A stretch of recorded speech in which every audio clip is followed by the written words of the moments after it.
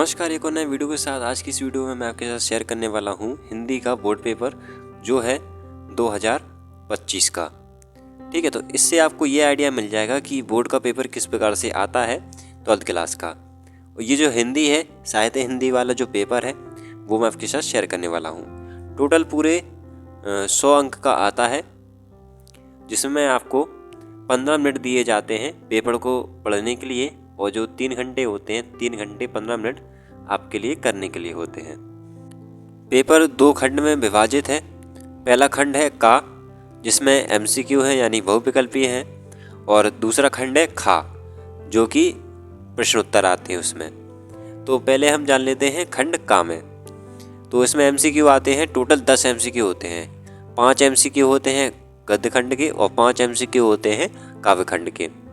जैसे कि पहला प्रश्न यहाँ पर लिखा हुआ है, नासिकेतोपाख्यान के लेखक।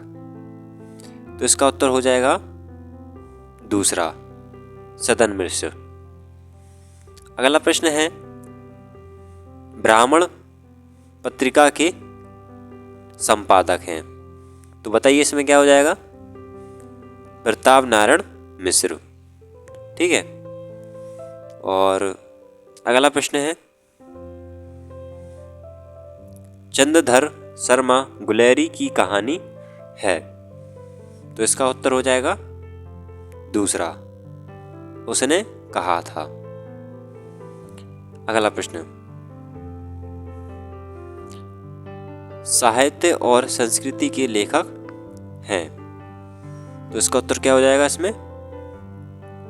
पहला, रामविलास शर्मा। अगला प्रश्न है, जिसमें पूछा गया है, स्मृति की रेखाएं किस विधा की रचनाएं हैं। तो इसमें उत्तर हो जाएगा चौथा वाला, संस्मरण। अब देखिए दूसरा जो प्रश्न है, जिसमें काव्यखंड से पूछा गया है, तो इसमें का से स्टार्ट हो जाता है। तो हिंदी साहित्य के आदि कवि हैं, मतलब आदि कवि के बारे में बताना है, तो इसमें तीसरा हो जाएगा ये, नरपति नालाहा। अगला प्रश्न है, कबीरदास के गुरु का नाम। अगर आपने कबीरदास के जीवन परिचय का वीडियो देखा है तो आपको पता होगा इनके जो गुरु हैं इनका क्या नाम है। अगर आपने कबीरदास जी का जीवन परिचय नहीं देखा है तो प्ले लिस्ट बनी हुई है, वहाँ पर आपको मिल जाएगा। ठीक है, 9th या 10th क्लास की प्ले लिस्ट बनी है, उसमें मिल जाएगा आपको कबीरदास जी का जीवन परिचय। तो इनके जो गुरु का नाम है रामानंद है, ये इसका उत्तर है। अगला है, कौन सी रचना भक्ति काल से संबंधित नहीं है। तो इसमें मेरे हिसाब से थोड़ा मेरे को भी डाउट है इसमें, तो मैंने इसमें यहाँ पर पहला लगाकर चल रहा हूँ, मतलब पहला मानकर चल रहा हूँ। तो आप इसको थोड़ा आइडेंटिफाई करना यानी ढूंढना, ठीक है, जिससे कि आपको कंफर्मेशन मिल जाए कि इसका पहला उत्तर सही है। इसमें मुझे भी डाउट है वैसे। अगला है, उद्धव शतक के रचनाकार। तो इसका उत्तर हो जाएगा पहला, जगन्नाथ दास रत्नाकर। अगला प्रश्न, महावीर प्रसाद द्विवेदी संपादक हैं। तो इसका भी पहला ही हो जाएगा, सरस्वती पत्रिका के। तो मैंने आपको एमसीक्यू तो बताते हैं क्योंकि एक शब्द में होता है, इसमें ज़्यादा टाइम नहीं, अपनी वीडियो लंबी नहीं हो पाएगी। लेकिन अगर मैं आपको गद्यांश पद्यांश सब कुछ पूरा पेपर बताने लग जाऊँ तो इसमें काफ़ी टाइम हो जाएगा। फिर भी मैं आपको कोशिश करूँगा पहचानने की कि आप कैसे पहचान सकते हैं कि ये कौन सा गद्यांश है या पद्यांश है। ठीक है, तो यहाँ पर जो तीसरा प्रश्न है, निम्नलिखित गद्यांश पर आधारित प्रश्नों के उत्तर दीजिए। ठीक है, तो यहाँ से बहुत ही सिंपल है। अगर आप एक बार इस गद्यांश को पढ़ लेते हैं तो आप पढ़ करके लिख सकते हैं उत्तर, प्रत्येक उत्तर। तो मैं आपको बता देता हूँ, ये जो गद्यांश है पहला ही है, और इसके जो लेखक हैं वासुदेव शरण अग्रवाल हैं। राष्ट्र का स्वरूप, ये पाठ का नाम है। उसके बाद अथवा करके ये एक और आ जाता है गद्यांश। ठीक उसी प्रकार से इसमें भी प्रश्न दिए हुए हैं और जितना जो प्रश्न पूछा जाए उतना ही आपको उत्तर देना है। फिर देखिए चौथा प्रश्न है जिसमें निम्नलिखित पद्यांश पर आधारित प्रश्नों के उत्तर दीजिए। तो जो 5 प्रश्न पूछे गए हैं वे प्रत्येक 2-2 अंक के हैं। ऐसे हमने गद्यांश में जाना, ऐसे ये पद्यांश में भी यहाँ पर बताया गया है। ठीक है, यहाँ से ये पद्यांश अपना, तो आपको पता चल रहा होगा कि कौन सा ये पद्यांश है। अगर आपने पढ़ा होगा तो मैं आपकी जानकारी लिए बता दूं कि ये जयशंकर प्रसाद का पद्यांश है और ये जो पद्यांश है यानी शीर्षक कौन से लिया गया है, श्रद्धा मनु। ठीक है, तो वहाँ से लिया गया है। इसमें भी आपको चॉइस मिल जाती है, यहाँ पर है अथवा करके यहाँ पर ये जो एक और पद्यांश दिया हुआ है। ठीक है, ये तो जैसा प्रश्न पूछा जाए उसी के अनुसार आपको भी उत्तर देना है।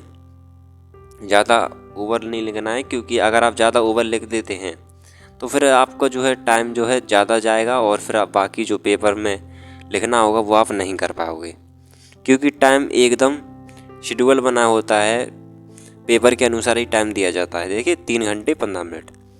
फिर आपको कुछ छूट जाए तो इसमें फिर मैं आपको मेरी जिम्मेदारी नहीं होगी, ये मेरा आपको काम है बताना। अब देखिए 5वां प्रश्न है, इसमें जीवन परिचय आता है और अधिकतम शब्द सीमा 80 शब्द। इस चीज़ का आप ध्यान रखें, वरना आप छोटा सा लिख दें फिर आपको नंबर नहीं मिल पाएंगे। तो इसमें आपको थोड़ा कम से कम 80 शब्द होने चाहिए, ऐसा आपको जीवन परिचय लिखना है। और ये किस प्रकार से लिखना है इसकी वीडियो आपको प्लेलिस्ट में मिल जाएगी, 12th क्लास में आप देखना। मैंने कई जीवन परिचय बताए हैं लिखोगे कि आप कैसे लिखोगे। ठीक है, तो इसमें देखिए ये फंस चुका है, डॉक्टर हजारी प्रसाद द्विवेदी, ये सबसे ज़्यादा आता है ना। वासुदेव जी का आता है। और यहाँ पर देखिए पद्यांश में आ गया है ये वाला, पद्यांश में ये वाला फंस चुका है, जयशंकर प्रसाद, मैथिली शरण गुप्त, ये सबसे ज़्यादा आते हैं। महादेव वर्मा का भी आता है। यहाँ पर देखिए सुमित्रा नंदन पंत जी का आ गया है। ठीक है, तो ठीक प्रकार से हमें एक एक करना है, गद्य में एक करना है और पद में एक करना है। और जब भी आप लिखें जीवन परिचय लेखक की, तो आप उसकी कृति जरूर लिखें, लेखक की कृति यानी रचना। उसके बाद खंड काव्य से संबंधित प्रश्न। ठीक है, क्वेश्चन नंबर 6 जिसमें बहादुर अथवा खून का रिश्ता कहानी कला के आधार पर समीक्षा कीजिए। ये भी 80 शब्द का होना चाहिए। जैसे आप लेखक का जीवन परिचय लिखोगे उतना ही पैराग्राफ होना चाहिए। ये भी इसमें चॉइस दी हुई है। अगर आप ये करना नहीं चाहें तो लाठी के प्रमुख पात्र की चरित्रिक विशेषताओं पर प्रकाश डालिए, ये भी कर सकते हैं। 80 शब्द का है ये भी। तो जितना पेपर में बोला जाए केवल आपको उतना ही करना है। ठीक है, अगला है प्रश्न नंबर 7वां। इसमें दिया है किसी एक खंड काव्य के एक प्रश्न का उत्तर दीजिए। मतलब इसमें भी हमें एक ही करना है और इसमें तो बहुत ज़्यादा चॉइस मिल जाती है। देखिए आप ऊपर से लेके नीचे तक काफ़ी सारी चॉइस मिल जाती है। और इसमें देखिए ये मैंने आपको बता चुका हूँ, सत्य की जीत, ये अगर आपने नहीं देखा है तो ज़रूर देखना, सत्य की जीत, इसकी वीडियो आपको मिल जाएगी। ठीक है, तो ऊपर से देखिए नीचे तक और यहाँ से यहाँ तक आपको चॉइस दी हुई है, तो आप कर लोगे ना, इजी है क्योंकि बहुत ज़्यादा चॉइस दी हुई है। अगर आप एक पक्का कर लोगे, सत्य की जीत तो हमेशा आती ही रहती है, तो सत्य की जीत एक बार आप समझ लोगे तो आपको याद करने की ज़रूरत नहीं है और फिर आप कर सकते हैं। अब देखिए खंड खा अब डिवाइड हो चुका है। तो खंड खा में यहाँ पर दिया हुआ है संस्कृत खंड से संबंधित प्रश्न। तो यहाँ पर संदर्भ लिखना होगा और हिंदी अनुवाद लिखना होगा। तो आप इसको पहचान कर समझ सकते होंगे कि ये कौन सा गद्यांश है। तो संस्कृत भाषा महत्तम ये है इसमें। ठीक है, और इसकी हमें संदर्भ लिख देना होगा, विशुद्ध गद्यांश। अच्छा, गद्यांश और पद्यांश में आपको एक कंफ्यूज रहता होगा कि हम क्या लिखें जब कोई पैराग्राफ में दिया जाए, गद्यांश लिखें पद्यांश लिखें। अगर पैराग्राफ बड़ा है तो गद्यांश हो जाएगा, अगर पैराग्राफ छोटा है तो वो पद्यांश हो जाएगा। ठीक है, तो फिर आपको संदर्भ लिखने में इजी हो जाएगा। इसमें देखिए चॉइस दी हुई है, फिर यहाँ पर ये दिया हुआ है महापुरुष लौकिक बिल्लोभ निशु, तो ये दिया है मालवीय जी का है आई थिंक, मेरे हिसाब से चैप्टर। ठीक है, तो उसका है और ठीक वैसे ही करना है ये भी। और इसके जो मार्क्स है मैं आपको बता देता हूँ, ये 7 नंबर का है। अब देखिए श्लोक, हाँ तो इसमें आप लिखोगे, इसमें आप पद्यांश लिखोगे जब आप संदर्भ लिखोगे तो, और इसमें भी आपको हिंदी अनुवाद लिखना है। और जो इसमें यहाँ पर पहला दिया है ये है उसका ऋतु वर्णम, उसका है ये। ठीक है, मैंने पहचान लिया है, तो आपने पढ़ा होगा तो आप भी पहचान लोगे। ये 2 पद्यांश दिए हुए हैं, इसमें भी हमें चॉइस दी हुई है। अगला प्रश्न देखिए 9, जिसमें हमें संस्कृत प्रश्न दिए हुए हैं और इसमें 2 करना है, 4 दिए हुए हैं। देखिए 4 इसमें प्रश्न दिए हुए हैं, हमें 2 करना है, 1 2 3 4। ठीक है, उसके बाद ये आता ही है वीर रस और शांत रस की परिभाषा उदाहरण सहित। तो ये रस, अलंकार, चौपाई, छंद, ये सब आपको याद करना है क्योंकि ये बेसिक चीज़ें हैं और ये यहाँ पर 2-2 नंबर के हैं। ये यहाँ पर 2-2 नंबर का दिया हुआ है। उसके बाद निबंध याद करने की ज़रूरत नहीं है, इसमें आपको समझना होता है। तो 4 टॉपिक दिए हुए हैं। पहला टॉपिक इसमें ये दिया है ग्रामीण रोजगार योजनाएं, दूसरा वर्तमान में युवा की दशा और दिशा, गा है प्रजातंत्र में राजनीतिक दलों का महत्व, गा है मेरा प्रिय कवि। तो आपका कोई प्रिय कवि है तो उसका आप जीवन परिचय लिख दीजिए, सीधी सी बात है, आप जीवन परिचय लिख दीजिए तो आपका निबंध हो जाएगा। ठीक है, उसके बाद यहाँ पर दिया हुआ है प्रश्न नंबर 12, तो जिसमें हमें संधि विच्छेद करना है तो बहु विकल्प यहाँ पर चुनना है। ठीक है, उसके बाद खा है इसमें भी 1 करना है हमें।